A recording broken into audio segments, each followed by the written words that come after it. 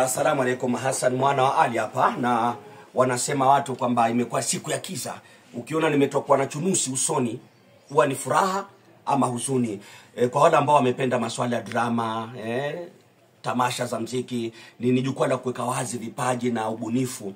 Na kwenye tamasha za kitaifa za drama mwaka huu tarehe 10 itakumbukwa kama siku ya kiza.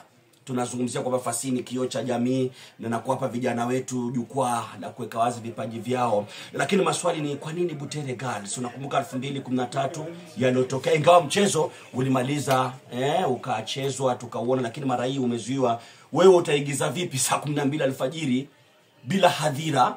Vyombo vya habari vimefungiwa. Huyu ni mtoto mdogo wa kidato cha pili cha tatu, pamoja na kwamba anakomaa kifasihi, lakini maafisa wa polisi zaidi ya 70,000 utaanza kuigiza vipi? Ni kinaya cha maisha, na hao maafisa wa polisi tunaweza tukawatumia kwingine wakafanya mambo mengi. Nimepigiwa simu na rafiki yangu kutoka DW, ananiuliza vipi Hasani, wale maafisa wa polisi wote na vitoza machozi kwenye mabasi. Ni picha chafu sana, tumejichafua leo hii, na naweza nikasema wahusika haswa idara ya usalama tangu jana mpaka leo wamejitia kidole puani.